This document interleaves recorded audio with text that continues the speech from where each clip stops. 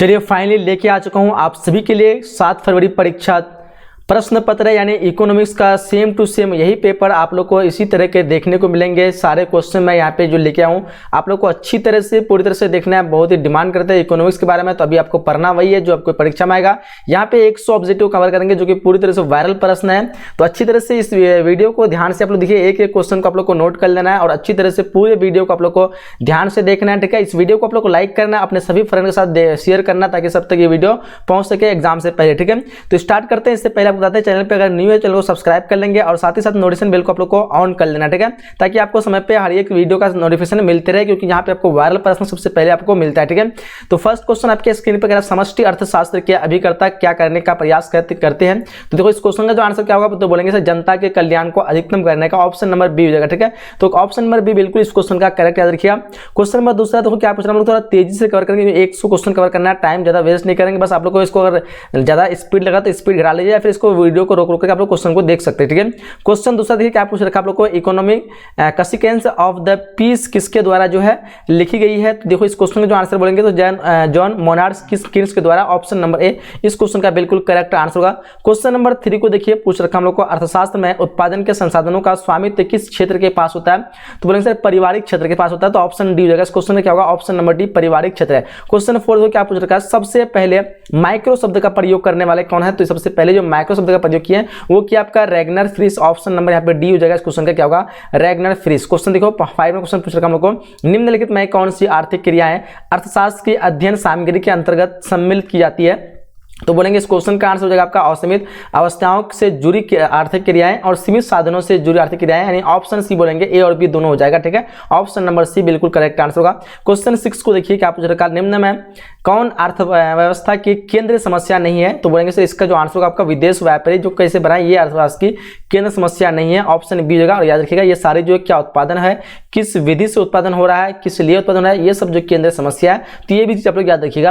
Question 7 क्या पूछ रखा कि आर्थिक क्रियाओं के अध्ययन के संदर्भ में अर्थशास्त्र के 2 शाखाएं व्यष्टि और समष्टि में निम्न में से किसे विभाजित किया जा सकता है, तो डेफिनेटली बताना चाहिए रैगनर फ्रिश जो है। Option number C correct answer हो जाएगा इस क्वेश्चन का। क्वेश्चन नंबर 8 देखिए क्या पूछ रखा आपको, आर्थिक समस्या मूलतः जो किस तत्व की समस्या है, तो बोलेंगे सर इस चुनाव की। ऑप्शन नंबर ए हो जाएगा, इसका क्या हो जाएगा, चुनाव की। चलिए आगे बढ़िए। क्वेश्चन नंबर 9 क्या पूछ रखा है कि ऐसी वस्तुएं जिनकी मांग की मात्रा आय की दिशा में गति करती है वो क्या कहलाती है, तो बोलेंगे कि सामान्य वस्तु कहलाती है। क्या कहलाती है, सामान्य वस्तु। ऑप्शन बी बिल्कुल करेक्ट आंसर होगा। क्वेश्चन नंबर 10 को देखिए क्या पूछ रखा है, निम्न में कौन सार्वजनिक वस्तु की श्रेणी में आता है, तो सार्वजनिक वस्तु की श्रेणी की बात करें तो सरकार भी आएगा, बिल्कुल सरकारी प्रशासन ये भी तो आएगा, राष्ट्रीय सुरक्षा, यानी ऑप्शन बोलेंगे डी हो जाएगा। सर ऑप्शन नंबर डी बिल्कुल करेक्ट आंसर होगा। क्वेश्चन नंबर 11 पूछ रखा है कि निम्न में कौन संयोग जो है स्थानापन्न वस्तुओं का जो है यहाँ पे बताना आप लोग को, चाय होगा, चाय एवं यहाँ पे ब्रेड एवं मक्खन होगा, चाय एवं कॉफी होगा, या फिर कलम तथा स्याही। 11 नंबर क्वेश्चन देखिए क्या आंसर होगा। ठीक है, पूछ रखा आपको निम्न में से कौन संयोग स्थानापन्न वस्तुओं का है, चाय एवं चीनी, ब्रेड एवं मक्खन, यहाँ पे चाय एवं चीनी यहाँ पे दिया हुआ ऑप्शन में। ठीक है, तो यहाँ पे चाय एवं कॉफी का ऑप्शन नंबर यहाँ पे सी हो जाएगा। ठीक है, option number C correct answer होगा। ठीक है, क्वेश्चन देखो 12 पूछ रखा है, सीमांत लागत वक्र औसत लागत वक्र को किस बिंदु पर काटती है, तो बोलेंगे न्यूनतम बिंदु पर काटती है। Option number B correct answer हो जाएगी। क्वेश्चन 13 को देखिए क्या पूछ रखा आपको, तटस्थता वक्र का सिद्धांत जो किसने प्रतिपादित किया था, तो किसने किया था, तो हिग्स और एलन के द्वारा किया गया था। ऑप्शन सी करेक्ट आंसर होगा इस क्वेश्चन का। क्वेश्चन 14 को देखिए क्या पूछ रखा है आप लोग को, उदासीन वक्र विश्लेषण का प्रतिपादन किसके द्वारा किया गया है, तो इस क्वेश्चन का आंसर होगा हिग्स एवं एलन के द्वारा। Option number B correct answer होगा, क्या होगा, हिग्स एवं एलन के द्वारा। क्वेश्चन नंबर 15 को देख लीजिए आप लोग क्या पूछ रखा है, उत्पादन के निम्न में से कौन से साधन है, तो उत्पादन के कौन से साधन है, तो बोलेंगे सर भूमि तो है ही है, बिल्कुल श्रम एवं पूंजी भी है, व्यवस्था, इनमें से सभी हो जाएगा। ऑप्शन नंबर डी होगा, क्या हो जाएगा, ऑप्शन नंबर डी होगा। क्वेश्चन 16 को क्या पूछ रखा है, सीमांत उपयोगिता ह्रास निम्न नियम के जो प्रतिपादक जो वो कौन है, सीमांत उपयोगिता ह्रास के नियम के प्रतिपादक, तो बोलेंगे ऐसे गोसेन हो जाएगा। ऑप्शन नंबर ए क्या होगा, गोसेन बिल्कुल करेक्ट आंसर होगा। 17 क्वेश्चन देखिए पूछ रखा लोगों, मांग वक्र नीचे झुकता है बाएं से क्या, तो बाएं से बोलेंगे तो बाएं से दाहिने की ओर हो जाएगा ना। Option number A correct answer हो जाएगा। क्वेश्चन 18 देखिए क्या पूछ रखा, मांग का नियम जो व्यक्त करता है वो क्या व्यक्त करता है, तो बोलेंगे इस क्वेश्चन का तो आंसर होगा आपका ऑप्शन नंबर ए, वस्तु की कीमत तथा मांग की गई मात्रा के बीच संबंध को करता है। तो ऑप्शन नंबर ए डेफिनेटली करेक्ट आंसर हो जाना चाहिए। क्वेश्चन देखो यहाँ पे 19 पूछ रखा आपको कि मांग के संकुचलन तब होता है जब, मांग में संकुचलन तब होता है, चलन तब होता है जब जो होता है कीमत बढ़ती है और मांग घटती है, तब होता है। ठीक है, याद रखिएगा, ऑप्शन ए करेक्ट आंसर हो जाएगा। क्वेश्चन देखिए 20 क्वेश्चन, निम्न में कौन सीमांत उपयोगिता ह्रास नियम का अपवाद नहीं है?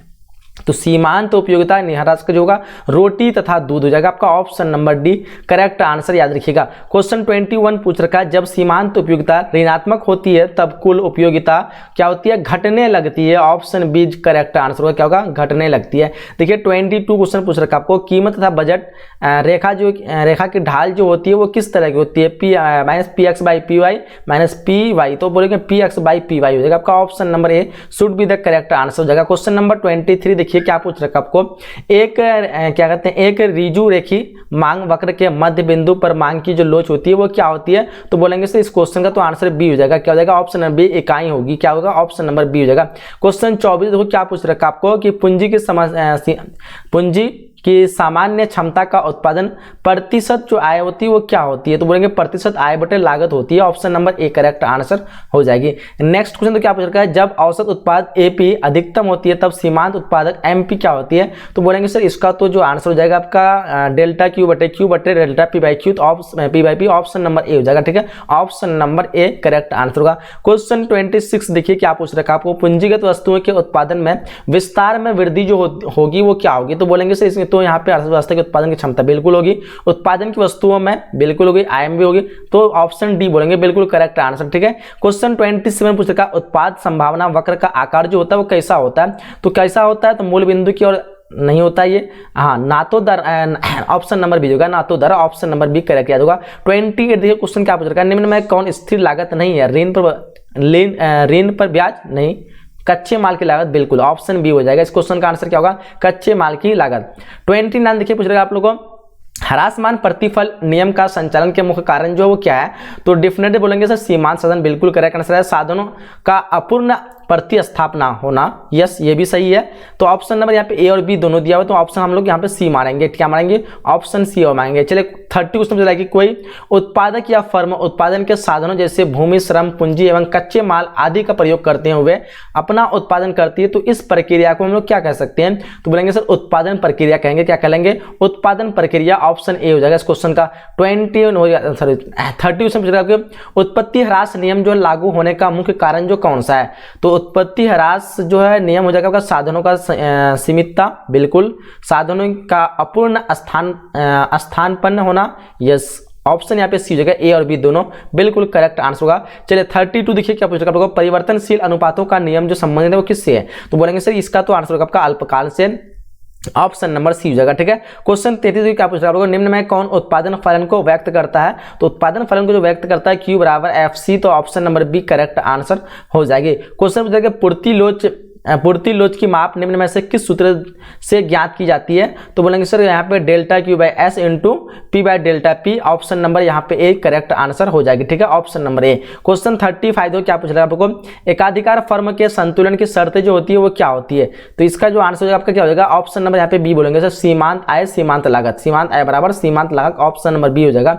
आगे बढ़िए क्वेश्चन 36 के निम्नलिखित में किसने कीमत निर्धारण प्रक्रिया के समय पर तत्व का विचार प्रस्तुत किया?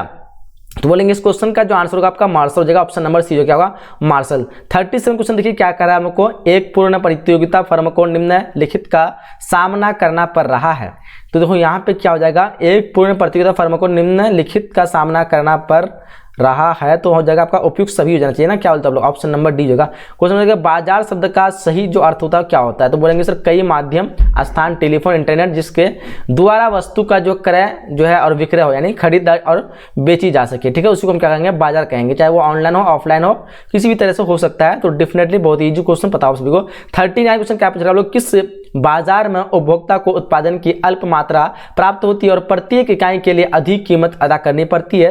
तो बोलेंगे सर पूर्ण प्रतियोगिता बिल्कुल सही होगा सर, एकाधिकार बिल्कुल करेक्ट होगा, अल्प अधिकार बिल्कुल, यानी ऑप्शन डी यहाँ पे तो इनमें सभी दिया, तो हम लोग ऑप्शन डी मारेंगे। ठीक है, आगे बढ़ी क्वेश्चन है, खुले बाजार की क्रियाएं जो होती है वो क्या होती है? खुले बाजार की क्रियाएं जो होती है ये बैंक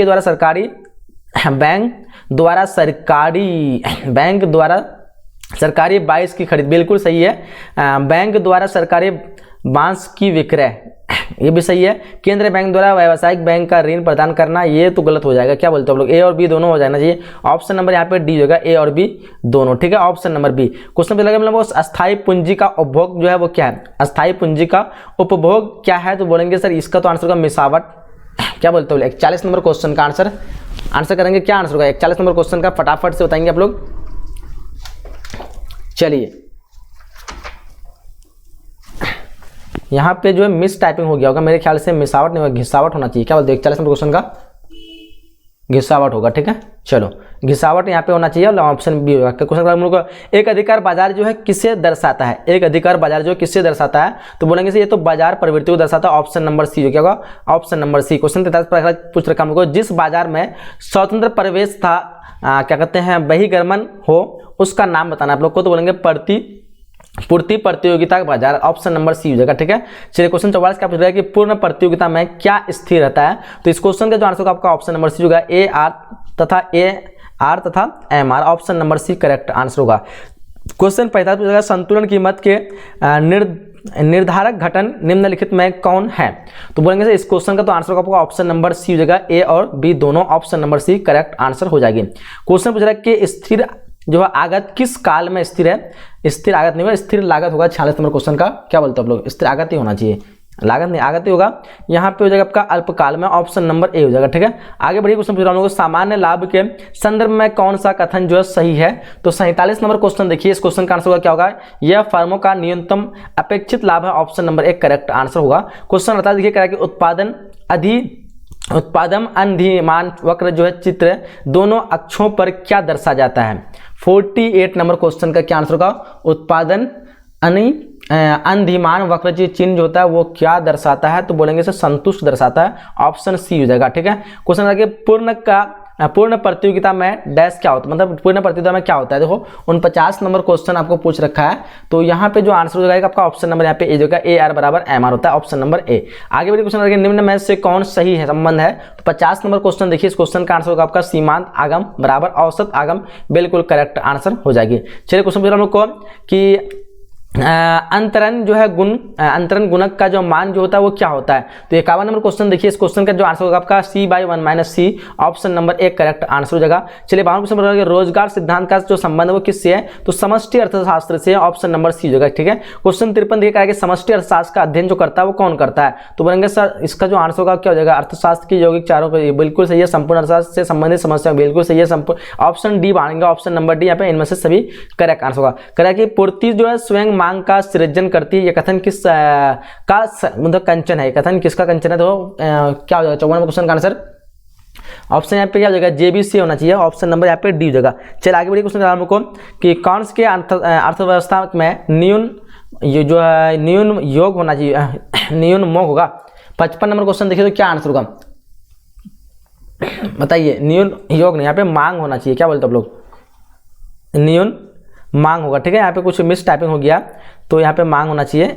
कौन सी अर्थव्यवस्था में न्यून मांग की जो दशा को निम्नलिखित में से किस नाम से पुकारा जाता है? तो इस क्वेश्चन का जो आंसर होगा आपका दोनों, जैसे ए और बी दोनों हो जाएगा, पूर्ण रोजगार और अपूर्ण रोजगार संतुलन। ऑप्शन नंबर सी हो जाएगा। क्वेश्चन समष्टि अर्थशास्त्र की निम्नलिखित में कौन सी विशेषताएं हैं? तो इस क्वेश्चन के जो आंसर बोलेंगे क्या बोलेंगे? तो बिल्कुल सभी जो है यहाँ पे करेक्ट आंसर है, तो ऑप्शन डी मानेंगे। ठीक है, option number D correct answer होगा। हम लोग को पूंजी के स्टॉक की वृद्धि जो कहलाती है वो क्या कहलाती है? 57 क्वेश्चन का आंसर होगा पूंजी निर्माण क्या कहते हैं? निर्माण कहलाते हैं। ऑप्शन सी हो जाएगा। ठीक है, क्वेश्चन 58 देखिए क्या पूछ रखा है? वास्तविक सकल घरेलू उत्पाद को किस मूल्य पर जो है मापा जाता है? 58 नंबर क्वेश्चन का जो आंसर होगा आपका ऑप्शन नंबर यहाँ पे जो है डी हो जाएगा। ए और बी दोनों हो जाएगा। ठीक है, ए और बी दोनों स्थिर कीमतों पर और क्या कहते हैं आधार वर्ष की कीमतों पर। क्वेश्चन पूछ रखा है निम्न में कौन जो है प्रत्यक्ष कर है? तो प्रत्यक्ष कर की बात करेंगे तो जो आयकर जो कि आपका प्रत्यक्ष कर है। ऑप्शन नंबर सी जगह। ठीक है, क्वेश्चन पूछ रहा है यदि किसी देश की विदेशी से प्राप्त निवल आय ऋणात्मक हो तो क्या होगा? तो वो जगह सकल घरेलू जो है उत्पाद जो है बढ़ेगा किससे? सकल राष्ट्रीय से। ठीक है, तो ऑप्शन नंबर यहाँ पे बी हो जाएगा। ठीक है, सकल घरेलू उत्पाद क्या कहते हैं? लेस देन सकल क्या होगा? लेस देन होगा ना, लेस देन सकल राष्ट्रीय। क्वेश्चन पूछ रखा हम लोग को कि राष्ट्रीय आय में निम्नलिखित में से किसे सम्मिलित किया जाता है? तो यहाँ पे जो है आपका क्या हो जाएगा? इनमें से कोई नहीं होना चाहिए। क्या बोलते हैं आप लोग? इनमें से कोई नहीं। क्वेश्चन 62 पूछ रखा है कि अस्थायी पूंजी के उपयोग जो है क्या होते हैं? अस्थायी पूंजी के उपभोग जो है, उपभोग को क्या कहते हैं? तो अस्थायी पूंजी उपभोग को हम लोग जो है मूल्य ह्रास करते हैं, ऑप्शन बी हो जाएगा। ठीक है, आगे बढ़िए क्वेश्चन तीसरा करा के तृतीय क्षेत्र के अंतर्गत निम्नलिखित में कौन सी सेवाएं सम्मिलित है? तो इस क्वेश्चन का आंसर आपका संचार, ऑप्शन नंबर सी क्या होगा? संचार। 64 करके लाभ के निम्नलिखित में कौन से जो है घटक है? तो बोलेंगे सर इस क्वेश्चन का तो उपयुक्त सभी होगा, ऑप्शन नंबर डी उपयुक्त सभी। क्वेश्चन 65 देखो क्या पूछ रखा है कि स्थिर मूल्य पर अकालित जो है सकल राष्ट्रीय क्या है? तो इस क्वेश्चन का जो आंसर आपका ऑप्शन बनेगा वास्तविक एनजीपी, बिल्कुल करेक्ट आंसर हो जाएगी। क्वेश्चन पूछ रहा है हम लोग को बैंक में जमा किए गए जो है कोचों का बैंक क्या करता है? तो इस क्वेश्चन का जो आंसर होगा आपका क्या होगा? बी और सी दोनों होगा क्या? ऑप्शन नंबर डी हो जाना चाहिए। क्वेश्चन पूछ रहा हम लोग को कि तरलता पास में ब्याज दर का जो मान होता है वो क्या होता है? तो इस क्वेश्चन का आंसर आपका न्यूनतम होता है, ऑप्शन नंबर सी हो जाएगा। ठीक है, आप लोग को सारे क्वेश्चन को तो अच्छी तरह से देखना ही है, इस वीडियो को लाइक जरूर करना है, क्योंकि अभी जो आपका वीडियो का टाइम जो अभी लगभग 2:30 बजे रात वीडियो बना रहे हैं, तो आप लोग जो है इतना तो कर सकते हैं कि इतनी रात का आप लोगों के लिए वीडियो बना रहे हैं, तो इसको जो अधिक से अधिक शेयर कीजिए, लाइक कीजिए। ठीक है, बहुत मेहनत लगता है, अपने नींद को खत्म करके तब आप लोग के लिए जगह रहे हैं, बार बार आंख बंद हो जा रहा है लेकिन फिर भी आप लोग के लिए बना रहे हैं। करेंगे कागजी मुद्रा का जो है कौन मूल्य अधिक होता है? कागजी मुद्रा का जो है कौन मूल्य अधिक होता है? तो वो 68 नंबर क्वेश्चन का देखो आंसर क्या हो जाएगा?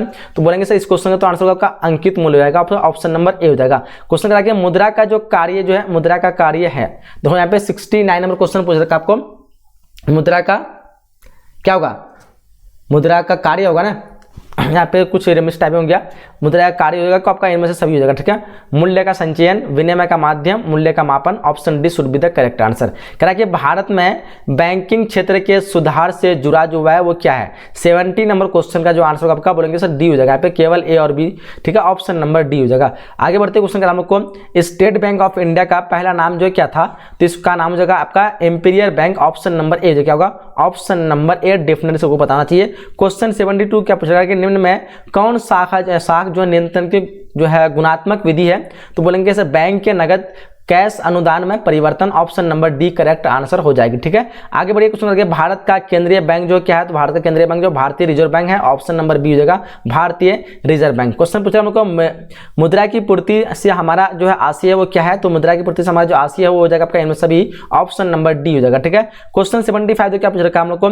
मुद्रा स्फीति जो है वह स्थिति है जब क्या होगा? तो जब मूल्य स्तरों पर निरंतर तीव्र से वृद्धि हो तब। ठीक है, ऑप्शन नंबर यहाँ पे सी हो जाएगा। क्वेश्चन हमको व्यावसायिक जो बैंक के प्रमुख कार्य जो क्या होते हैं? तो इसका प्रमुख कार्य होते हैं आपका बोलेंगे तो ग्राहकों के जमा स्वीकार करना, बिल्कुल सही है, ग्राहकों को कर देना। ठीक है, ये भी सही है, तो ये भी दोनों मानेंगे, ऑप्शन नंबर यहाँ पे डी मानेंगे। कह रहा है कि वस्तु विनिमय प्रणाली के निम्नलिखित में कौन से लाभ हैं? तो बोलेंगे इस क्वेश्चन का तो आंसर सरल प्रणाली, बिल्कुल सही होगा, आपसी सहयोग वृद्धि, बिल्कुल सही होगा, आर्थिक समस्याएं नहीं, बिल्कुल ऑप्शन डी जगह पे। ठीक है, ऑप्शन नंबर डी। कह रहा है कि जनता का जो है जनता का बैंक कौन सा? तो जनता का बैंक बोलेंगे तो व्यापारिक बैंक हो जाएगा, आपका ऑप्शन नंबर ए हो जाएगा। ठीक है, आगे बढ़िए क्वेश्चन कह रहा है कि व्यापारिक बैंक द्वारा स्वीकार की जाने वाली जो प्रमुख जमाएं जो है कौन सी है? तो बोलेंगे इस क्वेश्चन का तो आंसर यहाँ पे चालू जमा बिल्कुल होगा, बचत जमा बिल्कुल होगा, जो है सावधि जमा, हाँ ऑप्शन डी यहाँ पे उपयुक्त सभी हो जाएगा। ठीक है, आगे क्वेश्चन करेंगे कि किस विधि से हम बैंक से मुद्रा निकाल सकते हैं? तो यहाँ पे तो करेक्ट आंसर क्या होगा?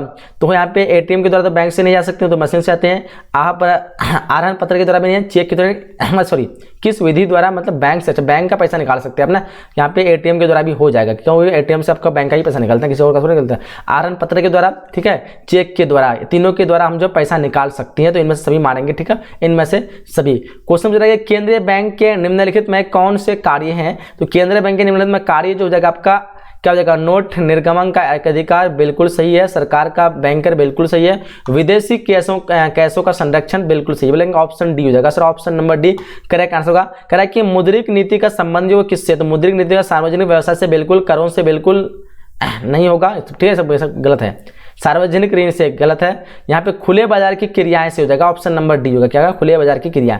क्वेश्चन पूछ रहा है कि भारतीय बैंक प्रणाली का संरक्षक जो है वो कौन है? तो इसका संरक्षक जो हो जाएगा क्या हो जाएगा? Reserve bank of India, RBI, option number एक करेक्ट आंसर होगा।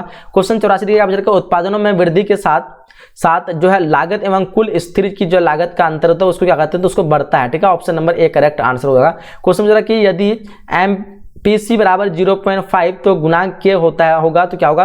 वो हो जाएगा आपका 2 हो जाएगा, ऑप्शन नंबर डी हो जाएगा इस क्वेश्चन का। क्वेश्चन में कि एक निश्चित समयावधि में अर्थव्यवस्था में उत्पादित वस्तुओं और सेवाओं के कुल मूल्य को कहते हैं, तो क्या कहते हैं? इस क्वेश्चन का आंसर आपका ऑप्शन नंबर बी समग्र पूर्ति, ऑप्शन नंबर बी हो जाएगा। ठीक है, क्वेश्चन पूछा था कि आय के जो है संतुलन स्तर पर क्या होते हैं, तो आय के संतुलन जो स्तर होते हैं उस पर क्या होते हैं, तो उस पर तो बचत और निवेश बराबर होते हैं, ऑप्शन नंबर ए हो जाएगा। ठीक है, आगे बढ़िए, क्वेश्चन कह रहा हूं हमको, किसी अर्थव्यवस्था में एक वर्ष के अंतर्गत उत्पादित अंतिम वस्तुओं तथा सेवाओं के जो है बाजार मूल्य को कहते हैं, क्या कहते हैं? तो इस क्वेश्चन का आंसर होगा क्या, तो कुल घरेलू उत्पाद, ऑप्शन नंबर सी होगा। क्या होगा?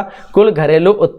क्वेश्चन कीन्स के अनुसार अर्थव्यवस्था में आय एवं रोजगार का स्तर जो स्थापित होता है जहां संतुलित क्या होगा, तो संतुलित होगा आपका डी बराबर A S, option number C जो होगा ए डी बराबर ए एस। क्वेश्चन चालू खाते की जो निम्नलिखित में कौन सी जो है मदें हैं, तो इस क्वेश्चन का जो आंसर होगा आपका बोलेंगे तो यहाँ पे दृश्य मृदों का आयात बिल्कुल होगा, पर्यटकों का खर्च है बिल्कुल, ऑप्शन नंबर यहाँ पे डी का उपयुक्त सभी। ठीक है, क्वेश्चन 91 देखिए कह रहा है कि केंद्र सरकार के कर राजस्व के अंतर्गत निम्न में से कौन शामिल नहीं है, तो इस क्वेश्चन का आंसर होगा राज्य उत्पादन शुल्क, ऑप्शन नंबर डी जो कि शामिल नहीं है। क्वेश्चन 92 देखिए पूंजीवाद प्राप्तियों में निम्नलिखित में से क्या शामिल होता है, तो इस क्वेश्चन का आंसर होगा उपयुक्त सभी, ऑप्शन नंबर डी जो कि क्या होगा उपयुक्त सभी। क्वेश्चन 93 तो क्या पूछ रहा है हम लोगों, निम्न में कौन सा व्यय एवं पुल के निर्माण के दौरान क्या कहते हैं दौरान जो उत्पन्न होता है, तो इस क्वेश्चन का आंसर होगा पूंजीगत व्यय, ऑप्शन नंबर बी जो क्या होगा पूंजीगत व्यय। क्वेश्चन 94 क्या हम लोग कह रहा है बजट जो है प्राप्तियों के संगठन निम्नलिखित में कौन है, तो इस क्वेश्चन का जो आंसर होगा बोलेंगे सो ऑप्शन सी जो यहाँ पे ए और बी दोनों। ठीक है, ऑप्शन नंबर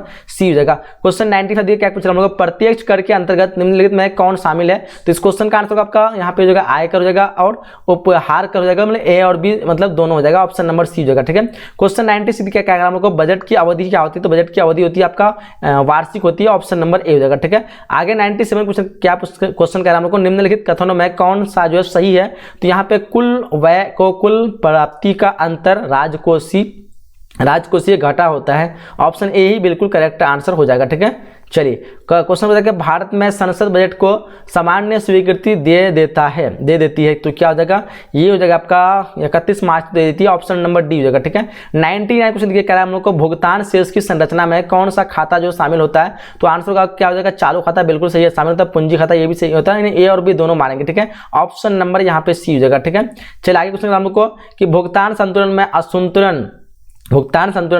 असंतुलन का निम्न में से कौन जो आर्थिक कारण है, तो बोलेंगे इस क्वेश्चन का आंसर आपका व्यापार चक्र, ऑप्शन नंबर सी हो जाएगा। ठीक है, तो हम लोग यहाँ पे 100 क्वेश्चन कंप्लीट कर चुके हैं। मैं उम्मीद करता हूँ कि इस वीडियो से आपको काफी हेल्प मिला होगा। सारे क्वेश्चन को अच्छी तरह से देख लीजिए एक एक करके, और आप लोग शेयर नहीं किए शेयर कर दीजिए अपने सभी फ्रेंड तक, काफी मेहनत से आप लोगों के लिए इतनी रात तक। ठीक है, तो शेयर कर दीजिएगा, और इस चैनल पे नए हैं तो चैनल को सब्सक्राइब कर लेंगे। ठीक है, मिलते हैं इसी तरह के अगले नए वीडियो में, जब तक के लिए जय हिंद, जय Bharat and thanks for watching.